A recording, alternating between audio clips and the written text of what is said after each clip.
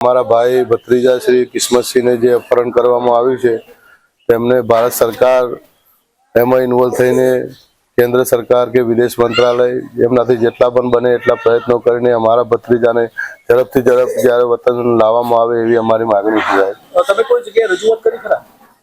અમે રજૂઆત દરેક જગ્યાએ સાહેબ કરી છે।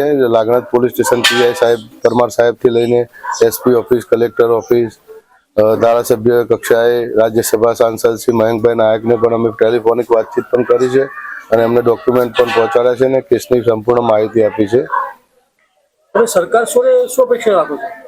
અમારી આપણા મહેસાણા અને આપણા પરિવાર જે ગુજરાતના આપણા આમને અપહરણ કર્યું છે એમાં આપણા છે પ્રધાનમંત્રી નરેન્દ્રભાઈ મોદી સાહેબ પણ આમાં રસ લઈ અને જેમ બને તેમ ઝડપથી આપણા ઇન્ડિયન ભારતીયને ઝડપથી ઘરે લાવવામાં મદદ કરે એવી અમારી અપેક્ષા છે સાહેબ। અને આ અમારા ગામની અંદર એક દરબારમાં અમારે એક બહેના બની છે।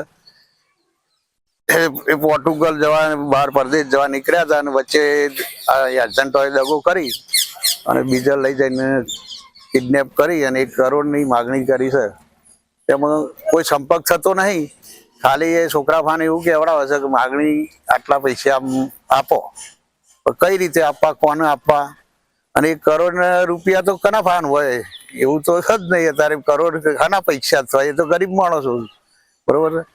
એટલે હાલ કોઈ શક્યતા નહીં, પણ આ લોકોએ સરકારમાં કલેક્ટર ઓફિસ ફરિયાદ નોંધાવી છે અને હાલ ગાંધીનગર ગયા છે, તે ગાંધીનગર લગભગ ગમે તેની કરી અને છોડાવવાની કોશિશ કરવાની મહેનત ચાલુ છે અને છોકરો અને એની પત્ની ઘેર આવે એવી અપેક્ષાઓ અમે રાખીએ છીએ।